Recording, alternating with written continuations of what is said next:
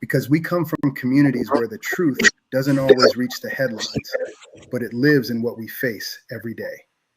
This is Changing Trends and Times, bringing clarity and context to the issues shaping our lives right now.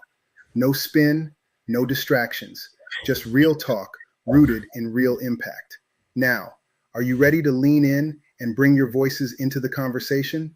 Then, allow me to introduce to you a man committed to asking the questions that matter and breaking it down so we all understand.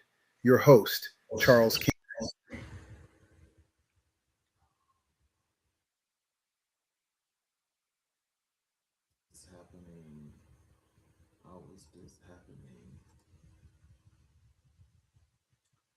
Good afternoon, ladies and gentlemen. Ladies and gentlemen, good afternoon.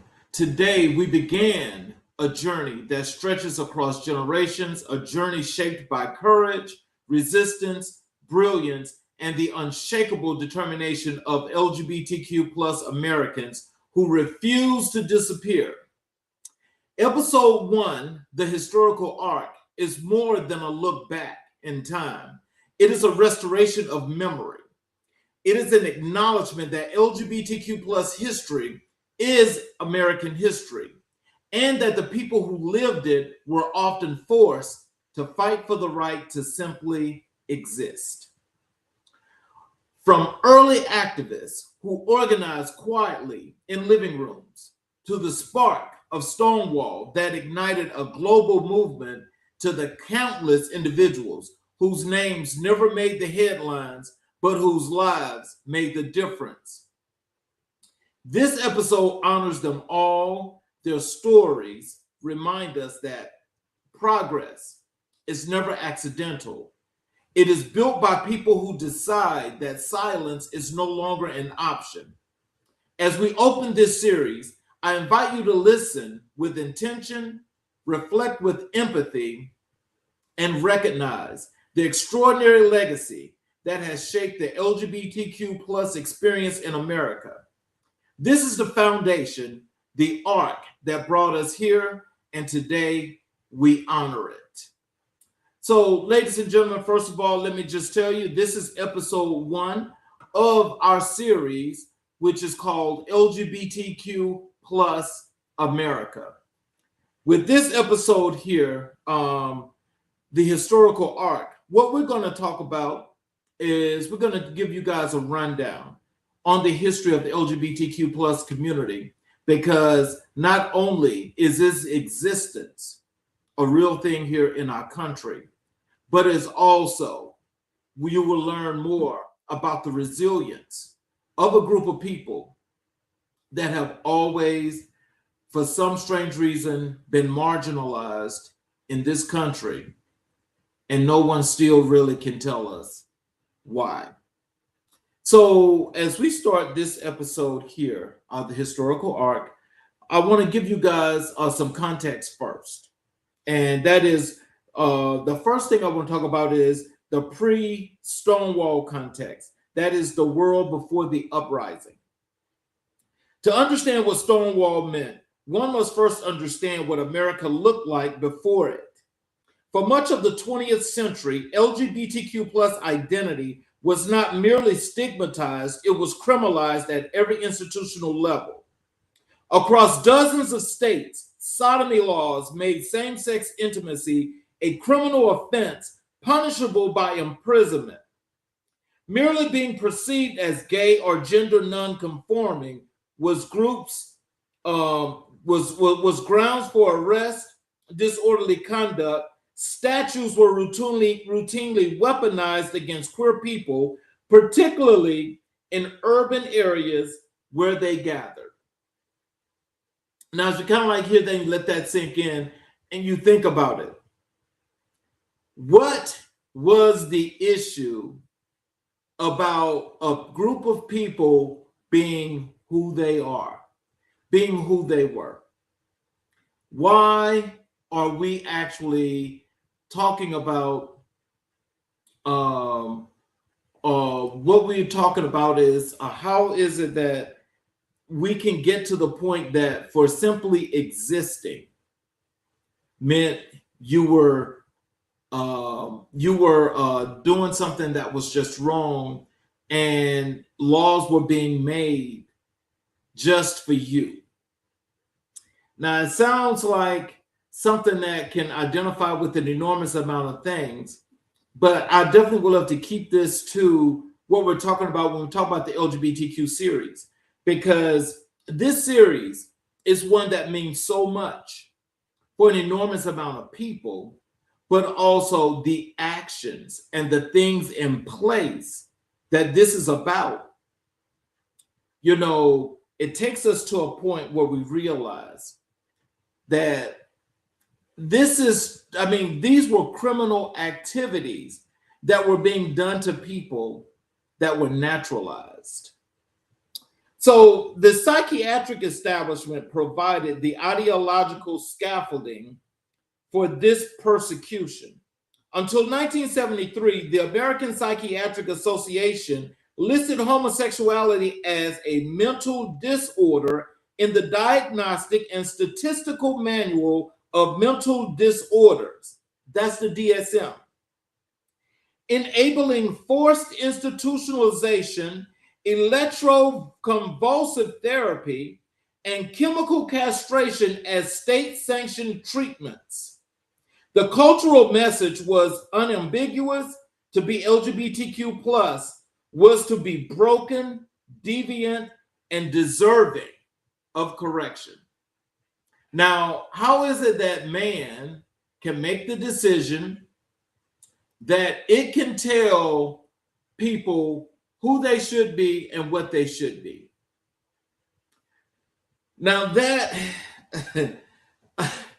I know that this is going to go a long ways, because this right here is kind of like, this is crazy actually, because when we think about this, and most of us have people in our families that are a part of the LGBTQ plus community.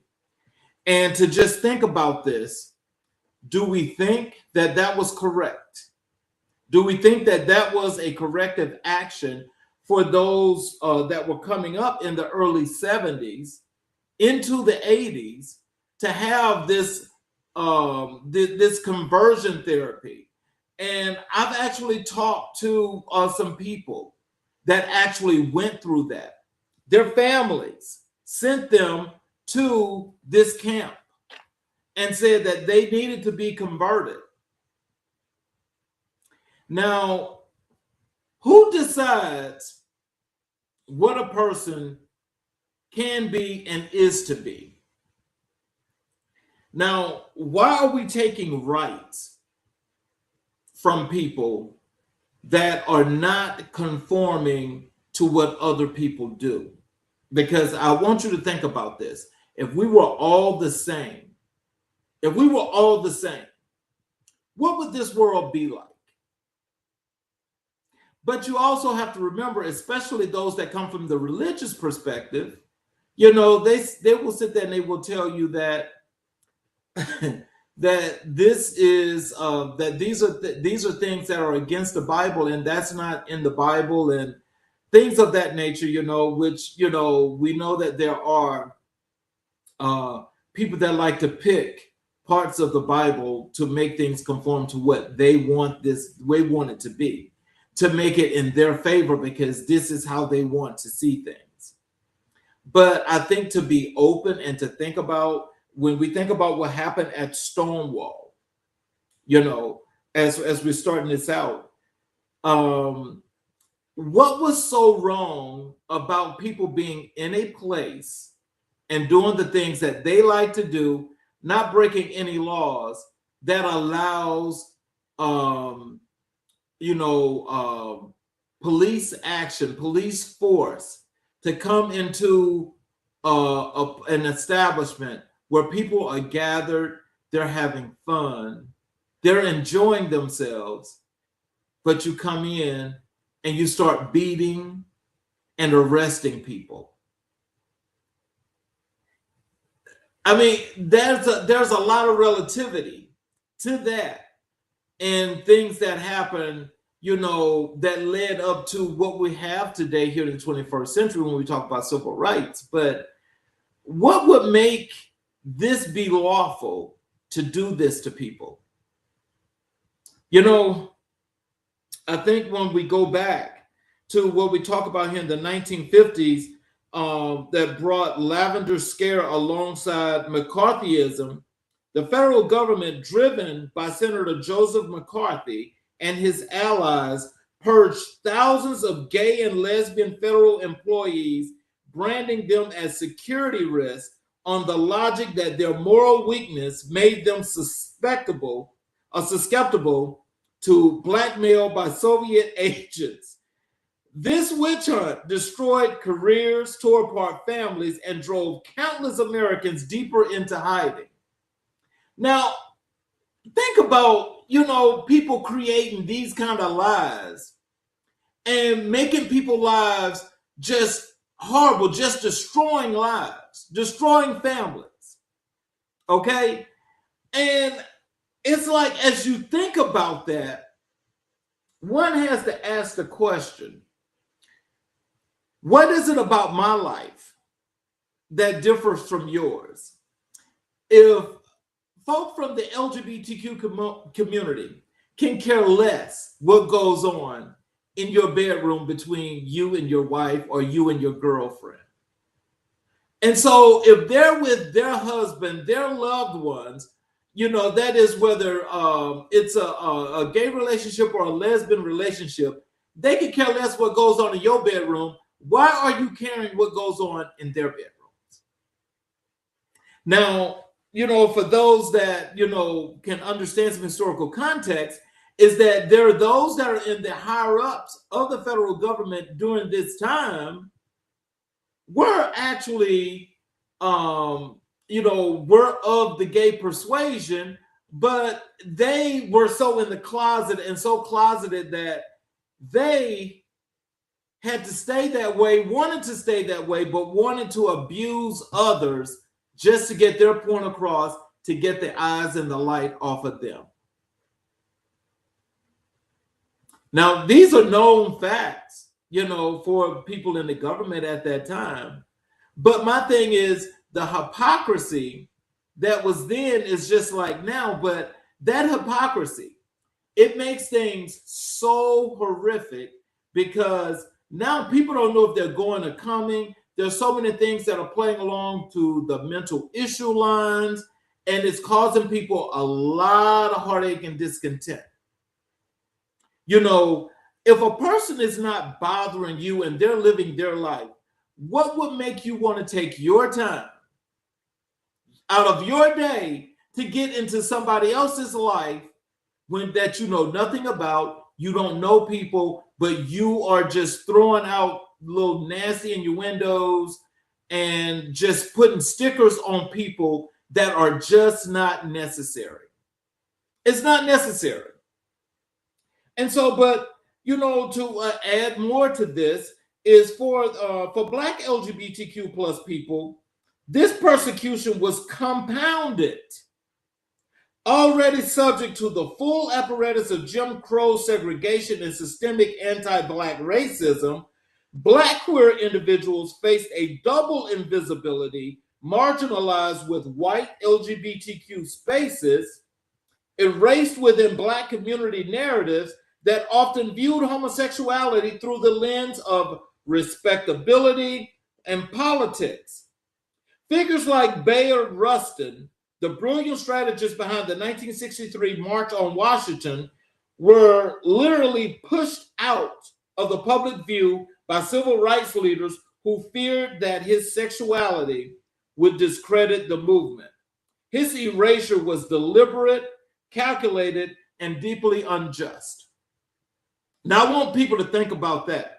There would be no March on Washington that took place with MLK's I Have a Dream speech without Bayard Rustin, who so happens to have been a gay male.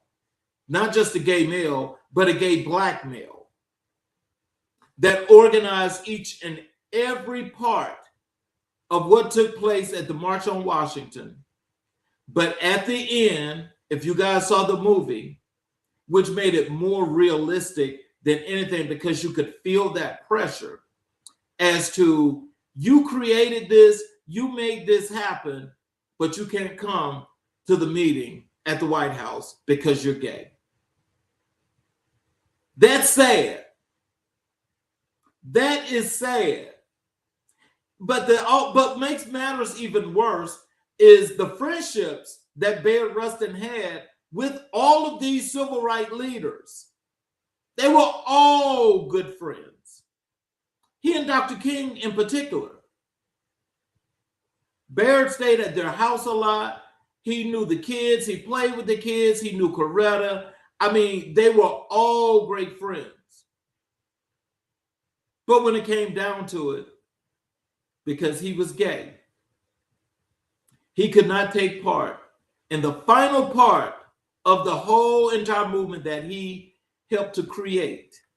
He couldn't take place because he was gay.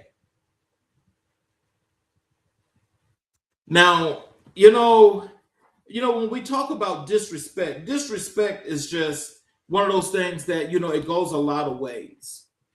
But, I think that these people thought that because these people were a part of the LGBTQ community, that they were not going to find a way to fight back and to get back and get what was theirs, regardless of the case, because it comes a point that you cannot dictate what people's lives are going to be like, tell them what they can and cannot do, but then also at the same time, you're telling them that your life is an abomination.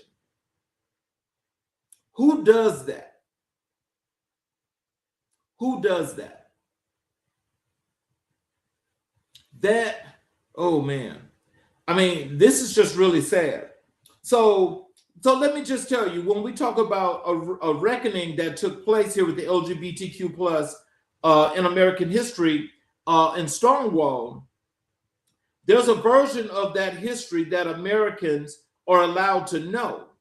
It begins at Stonewall that skips to marriage equality and ends with the rainbow flag at a corporation's headquarters every June. It is a story of linear progress, eventual triumph, and political resolution. It also, in critical ways, a lie of omission. The history of the LGBTQ plus Americans is no longer harder and more profoundly connected to the history of race and class in this country than most mainstream narratives acknowledge. And in 2026, with transgender rights under sustained legislative assault, Supreme Court decisions on marriage and privacy being questioned from within the court itself, and a generation of young queer Americans navigating institutions that were never designed to protect them, the full truth of this history is not merely interesting, it is necessary. And it is necessary because you got a lot of the justices, but the one justice that sits on the Supreme Court that really continues this problem is Clarence Thomas. Clarence Thomas is actually trying to get the court to go back and open up the approval of same-sex marriage and have that null and void. Now, there's two issues I think that comes with that.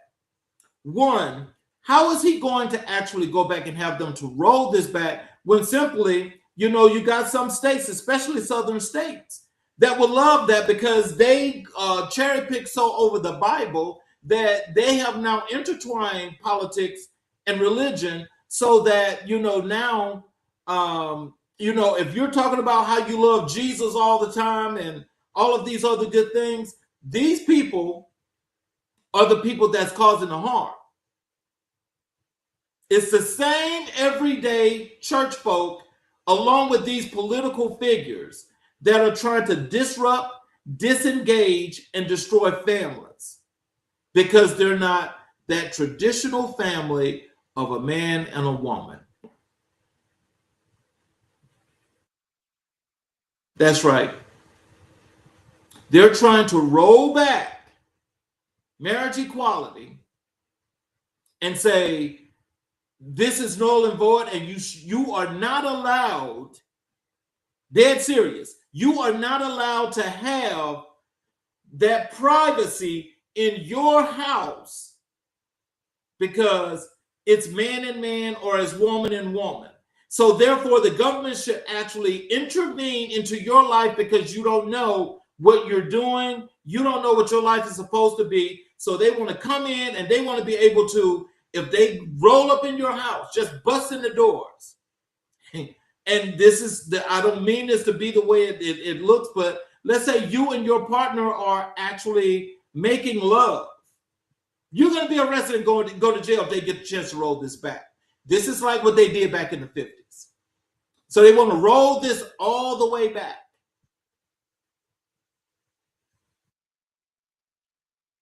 That fight is real. People need to stay on top of that because I will tell you this. You know, even though it is legal, I can tell you that excluding Southeast and Southwestern states, that is from Florida all the way back across to Louisiana, and you know, then that does include Tennessee and Arkansas. They are, if they had their way, if that was to happen, I can guarantee you those people that got married in those states, your marriage would be null and void if they got a chance to take this away.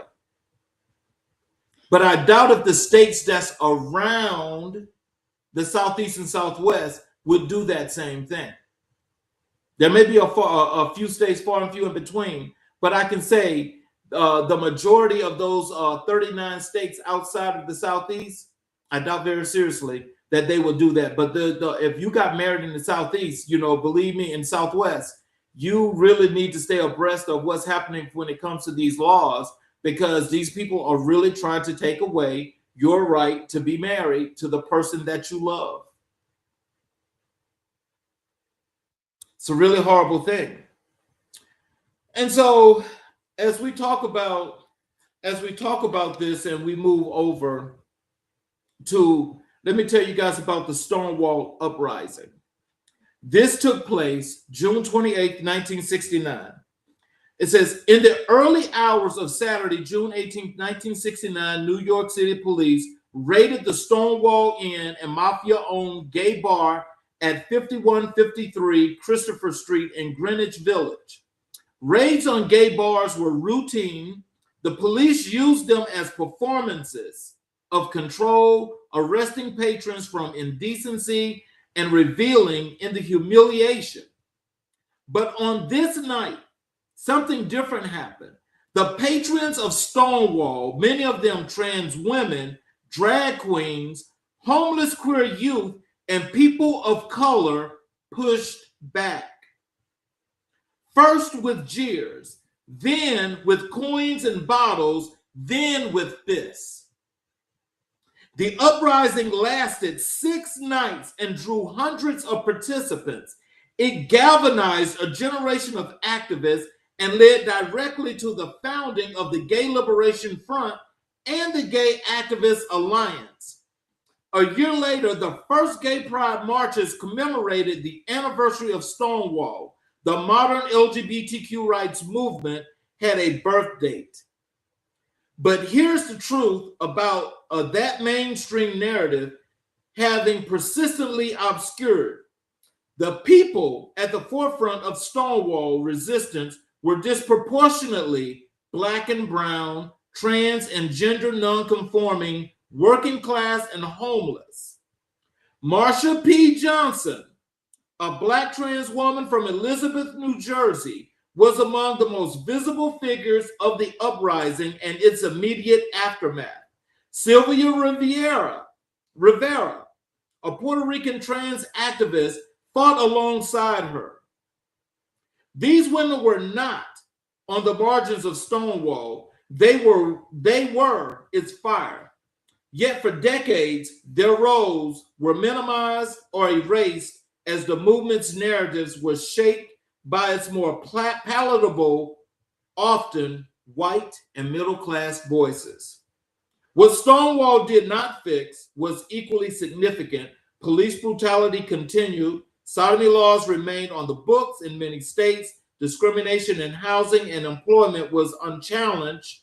by federal law, and the most vulnerable members of the LGBTQ plus community, trans women of color, homeless queer youth, remain profoundly unprotected.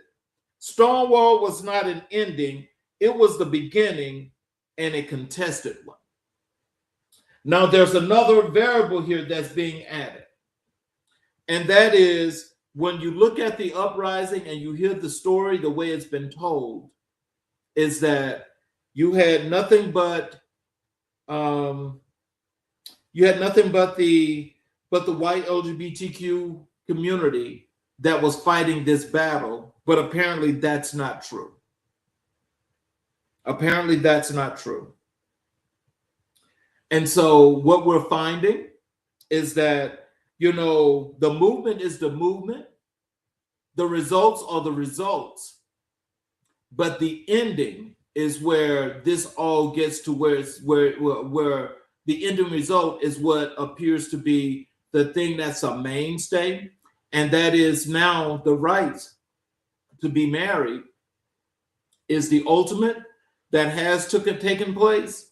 But I think the moral to the story is that those that really put in that fight, and that was more of a part of that battle, a lot of people, especially in the LGBTQ community, would not know just how in depth this was. Because in just reading this and knowing this, why is it that the community is still at this point was not complete, where it was more of a cohesive thing to give that credit?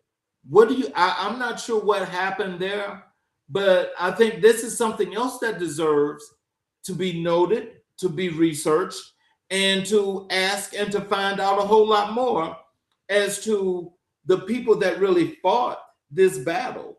Why are we not hearing more about these people? Because if that's the case, then, you know, there are some questions that's got to be answered, you know, within the community itself. How many of you agree with that? Because this was a lot. This was a whole lot. And there's a lot about this historical context that really starts to change an enormous amount of things. So let's go to and let's talk about the AIDS crisis. Because, you know, what was it, 1981 to present? Because this was a part of life that, you know, it started out where it affected just one community. But as we get over time and we go over time, it actually affects the whole entire world. It does not matter if you're gay or straight. Does not matter if you're black or white. Does not matter if you are African, Australian, Filipino, Vietnamese, Chinese, Italian, Spanish. It does not matter. This does not discriminate. And when this thing took off in 1981, it took off like a wildfire. And how was it being categorized in the media? The gay disease. And for being gay, again, led to something else that caused a problem on a people that had no control as to what happened, how this began, how it got out, how it even started to spread. I think what actually led to that, and again, you know, historical data would not say, but it seems like because the first group of people that really contracted this disease, this slash virus, so happened to have been people of the LGBTQ community. So, so when we talk about the AIDS crisis, this is the one thing that I think when it comes to LGBTQ history is one that's always a mainstay, but has a bigger part as each year passes. The AIDS crisis is one of the most devastating chapters in American history, and one of its most willfully forgotten. The first cases of what will become known as acquired immune deficiency syndrome were reported by the Centers for Disease Control in June of 1981. Within a decade, it would kill tens of thousands of Americans. By the mid-90s, AIDS had become the leading cause of death for Americans between the ages of 25 and 44. President Ronald Reagan did not publicly acknowledge the epidemic by name until 1987, 6 years into the crisis, and after more than 20,000 Americans had already died. The silence was not accidental.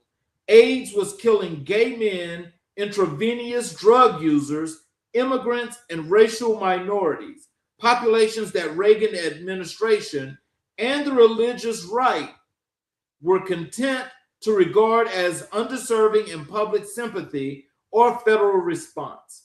Conservative commentators described the epidemic as divine retribution. The Surgeon General's report on AIDS was delayed for years by political interference.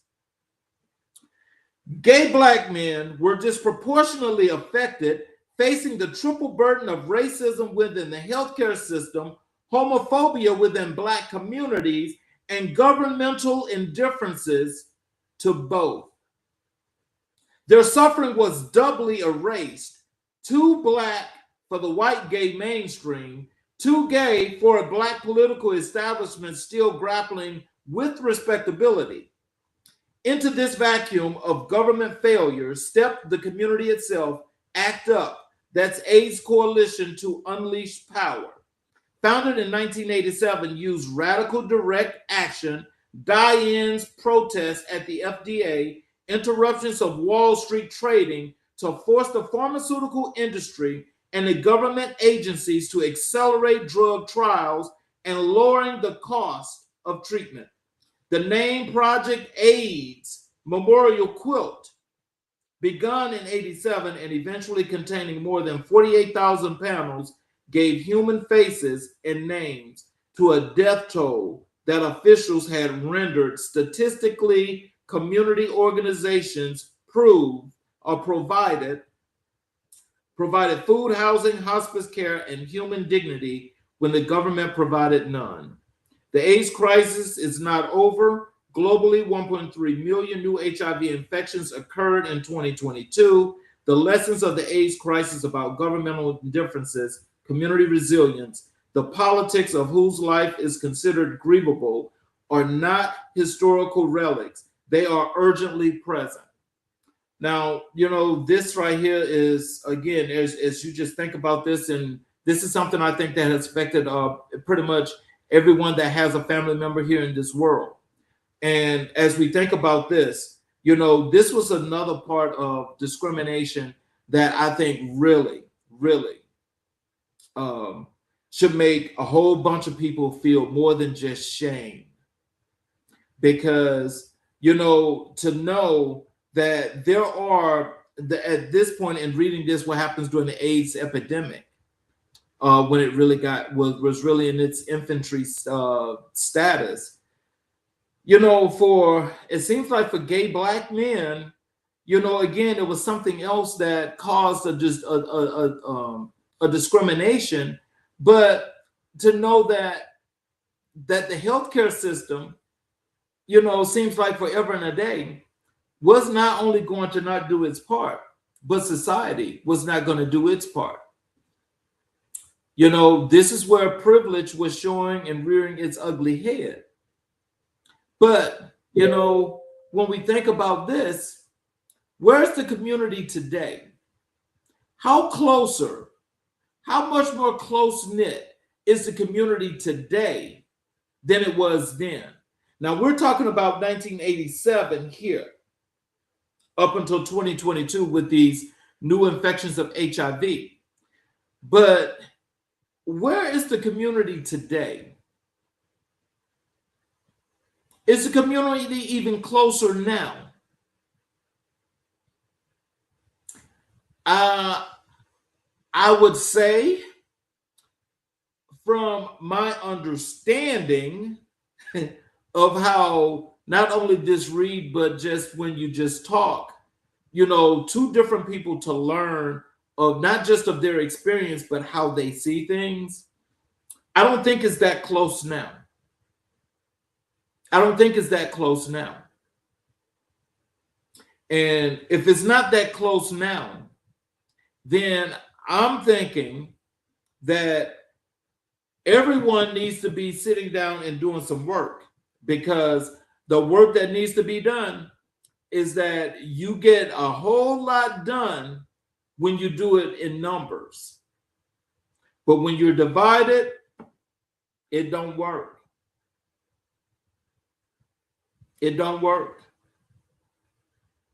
Because something has to be done as to not just people's living. Because I'm sorry, I say this all the time, and I do mean this. I don't care who you are.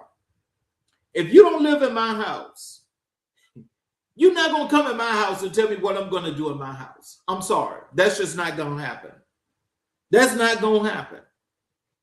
If you're not wanted in my house and I find you in my house, oh, you going out. You going out. You will be out. But to just know that people could do this and get away with this in the 50s, 60s, rolling into the 70s, going into the 80s, they were actually doing this.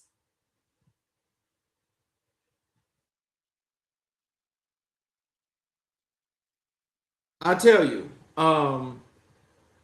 people, it does not matter who you are, because I think each and every community has got something that's going on that everybody needs to reflect on, and everybody needs to contribute to building it. Everybody needs to do that. But when you have segregations or segregated parts of a community that's even worse off than the community as a whole, that tells you right there that those little segregated pieces that are off from the actual community itself, they're going to have to work extra hard and need to understand what it means when you say you need to come together and you need to build a community. Because believe it or not, that kind of hatred and that kind of behavior, that is taught. That is taught. Because it's taught, that doesn't mean that's an excuse to forgive, or I ain't gonna say forgive, but that's a part to excuse that kind of behavior, because that kind of behavior is never excusable. It's never excusable. But you see, now with all of these new infections of HIV, and they're making them all so culturally centered towards the LGBTQ community, again, they're adding more and more variables to the community that don't need to be there. Now, it's a fact that, everybody could do better when we're talking about the care and not wanting to get into these kind of situations. Because it's definitely something, again, that's not warranted. Because we can do a whole lot better. We can do a whole lot better. We know that there's not going to be 100% of the people here, no matter if you're part of a community or if you're just who you are individually. We know that 100% of the people in this world are not going to be perfect when it comes to their fitness, when it comes to what they eat, when it comes to how they live, the lifestyle that they want to live. Nobody's going to be 100% there. You got some that just may indulge sometimes when they want to do whatever they want to do. My thing is that if you ever want the change, then you have to be the change that you want to see. Now, the LGBTQ community can be that example that it wants to see if it too unites and do the things that it has to do in order to lead this world. Because I will say this is, you know, I have this thing where I just believe that just given the opportunity, the real opportunity of a real leader, for someone that's a part of the LGBTQ community, that if they had the real opportunity to lead this world, my opinion, I think it would be a whole lot different and a whole lot better. It can't be no worse than the folk that's been here already, that's already causing chaos, disorder, discontent, with thievery, all kind of manipulations and killing people and just doing everything that's just wrong. I'm saying to the LGBTQ community, get your stuff together. Get your stuff together, because the history here shows that when people do want to come together and do what they need to do, there's numbers there. The thing is, you got to get out your own way. Let the bigotry go. Let the bigotry go. Because if you can't let the bigotry go, then the bigotry is going to continue to hold you back. And it's holding you back for what reason?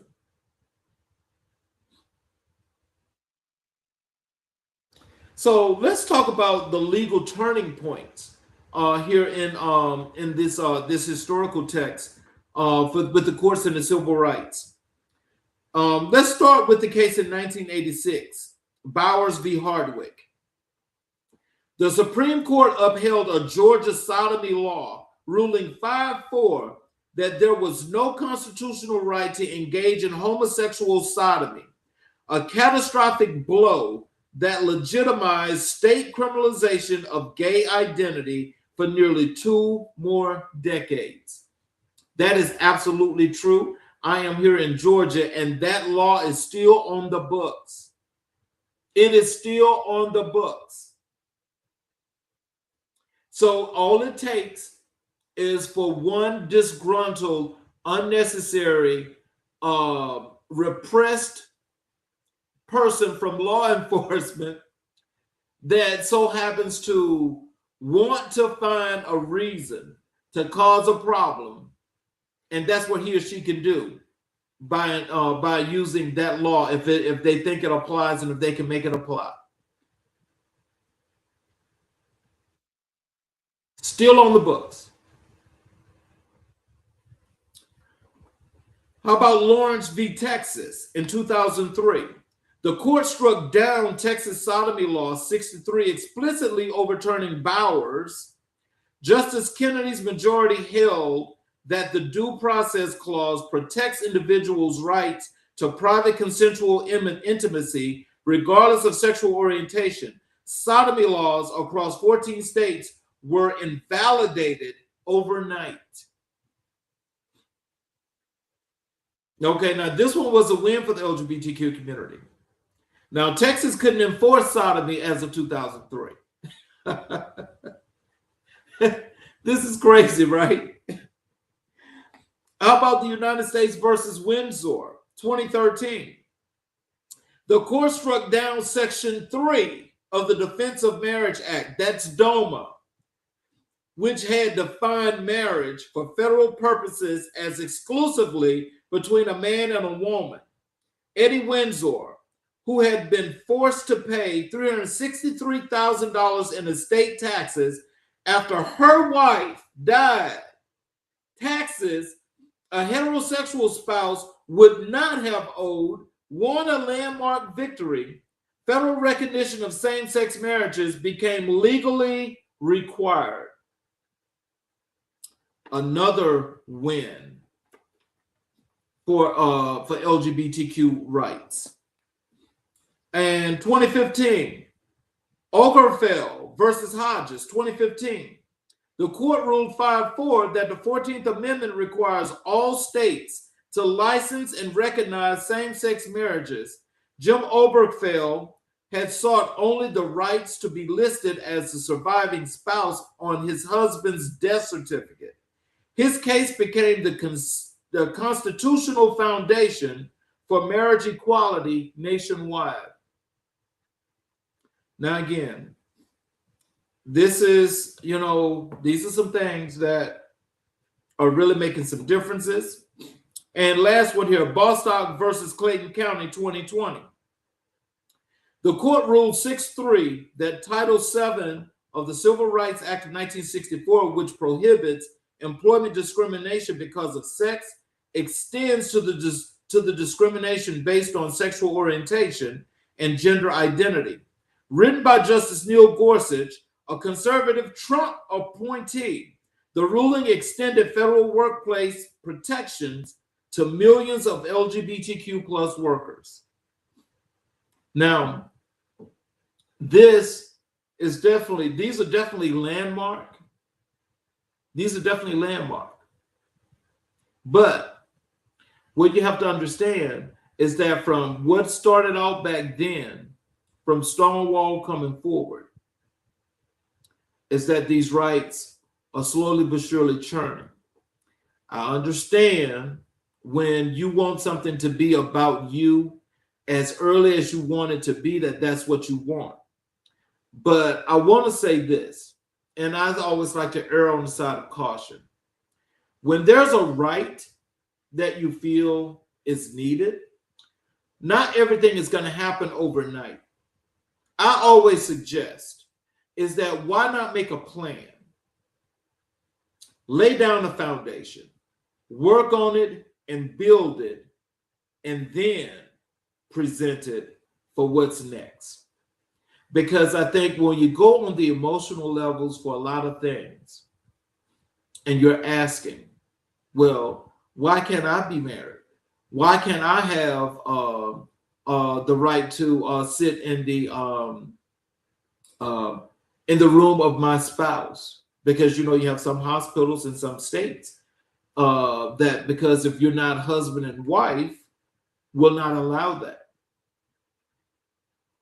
Now, these are things that from a president's status, and just different things that are affecting the LGBTQ community are some things that I think can be worked on, can be made to happen, can be in favor of if they're just done systematically.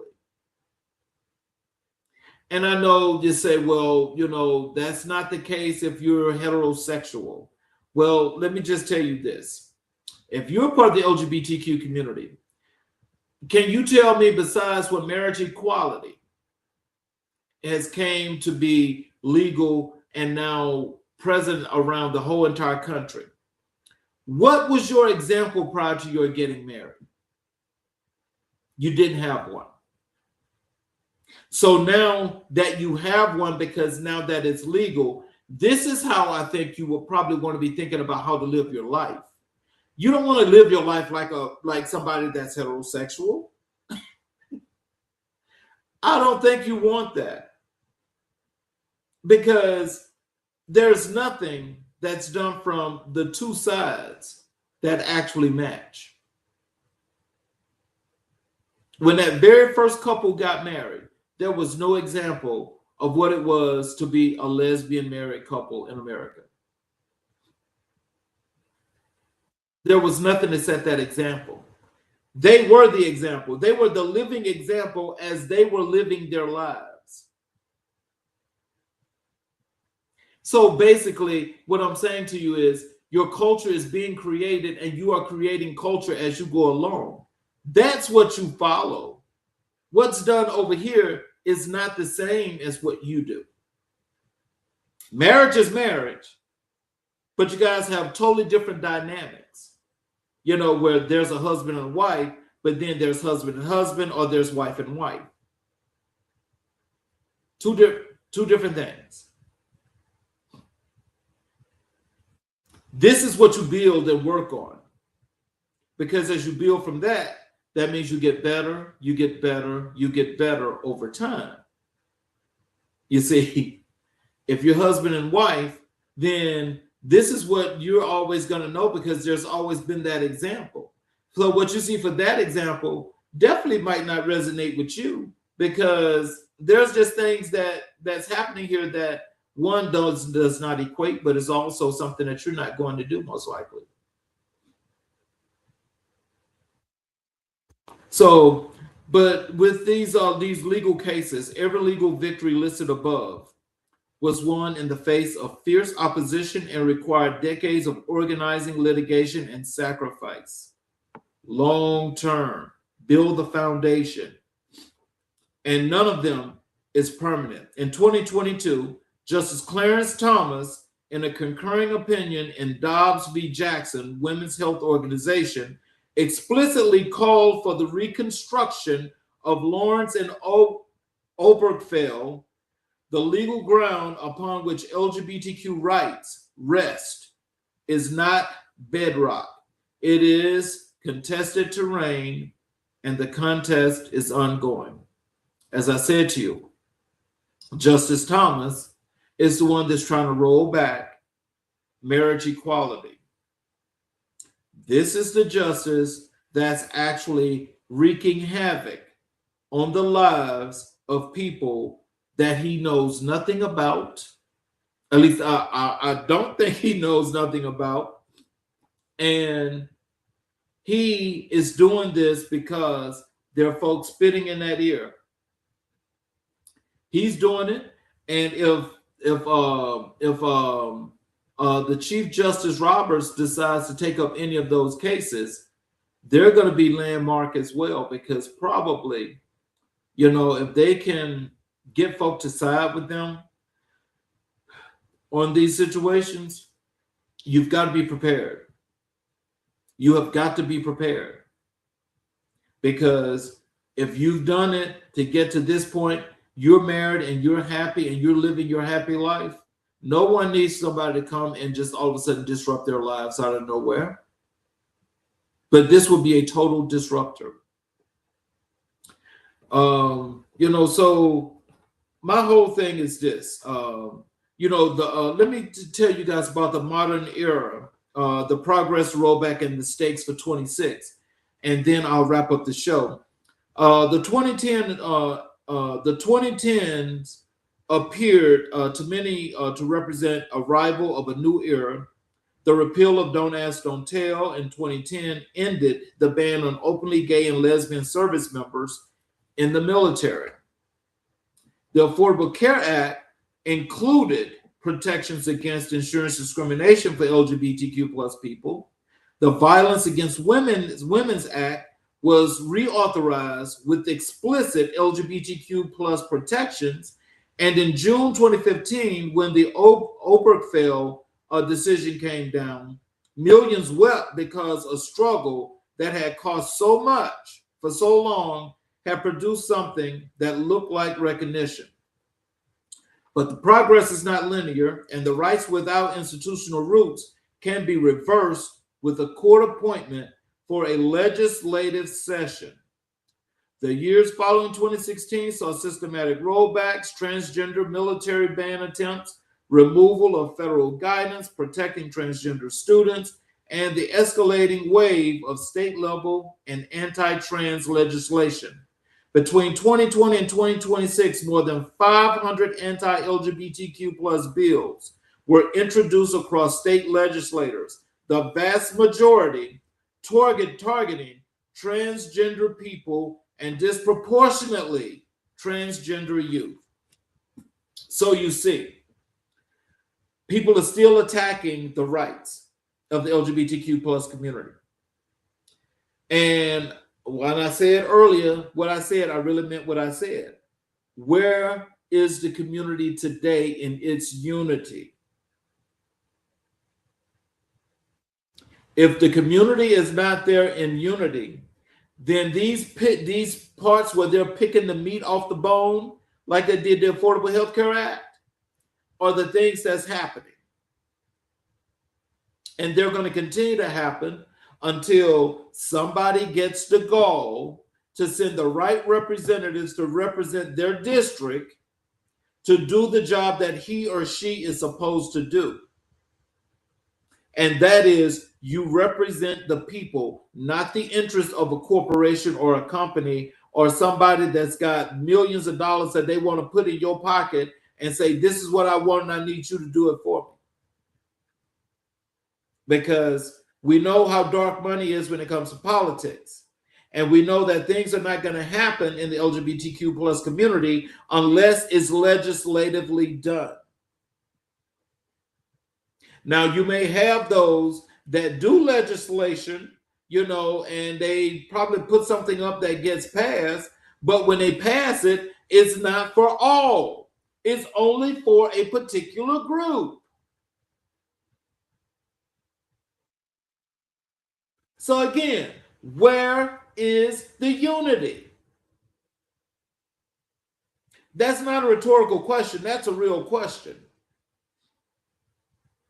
Because there are too many people suffering, and because folk feel like either they're entitled, they have money, and they can do whatever they want to do, that it does not matter to them because they know they are included. Let's go back to the beginning when we talked about what happened in the movement there at Stonewall that actually took place, that actually started the foundation of the LGBTQ community in its sturdiness. It was the transgender trans women that were black and brown. It was the black and brown underserved that were marginalized and homeless, and people of the working class that actually went out and put in the real battle that people really don't know about. Let's talk more about Marsha Jones, and let's get her name out there because we need to know that Marsha Jones mattered. She contributed an enormous amount to this movement, to where we are today. Let's talk about James Baldwin historically has done what he has done for this community. Langston Hughes for this community. There's many others. We've got to be more boisterous about the folk that have got us to this point and stop marginalizing people and be together as one unit.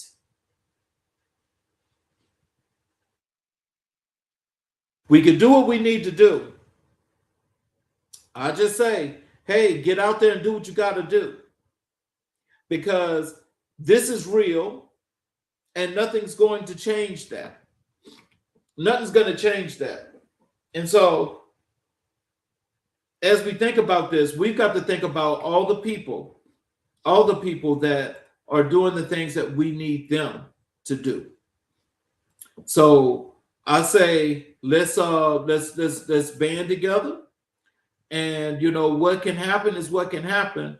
But I really hope that people can see the forest for the trees, do the things that they need to get done, and I'm openly pulling, for the rights of each and every individual. I'm also pulling, for the hopes that for those that aspire and dream to do big things, I am pulling for you. I am pulling for you because I definitely want to see, people getting the opportunities to do the things that they want to do, how they need to do them, but also succeeding in what it is that they do. Because so many people are not for that. We always got to say it's got to be me before you. It's got to be me before you. It's got to be me before you. Why is that? So in closing, I want to say thank you all for being here. And I'm going to close out with this monologue. As we close episode 1, I'm reminded that history is not just a record of what happened. It is a mirror that shows us who we are becoming. The LGBTQ plus community community's historical arc is filled with pain, triumph, and innovation and resilience. It is a testament to the power of people who dare to live authentically, even when the world told them not to. Their courage built the path we walk today. Their sacrifices opened doors that once seemed permanently locked, and their voices were whispered or shouted, continuing to echo through every movement for justice in this country. This episode is only the beginning. As we move forward in this series, we will explore politics, culture, identity, intersectionality, and the future of the LGBTQ plus life in America and around the world, but none of that makes sense without understanding the history that shaped it. Thank you for joining me in honoring the past. The next chapter awaits. Episode 2 will be the political landscape as to things that took place here in the LGBTQ plus community here in America. And we'll learn a whole lot more about that as we get to our overall goal of what the future holds and how it can be better. I'm your host, Charles King. For those of you that are watching, please, if you have not yet, I ask that you subscribe and you enable all notifications on each as you subscribe, because you'll be able to watch each and every episode. You'll get the notification, you'll watch it live. All you have to do is just click and watch. And you're also able to go back and watch each and every episode that we have done and learn historical context, as well as the great information that is being put out for you, Mr. and Mrs. America, to be the better you, to help your community to be the best that it can be. I'm your host, Charles King. You guys have a great weekend, and we will see you next Saturday for episode 2, The Political Landscape. Y'all have a great evening.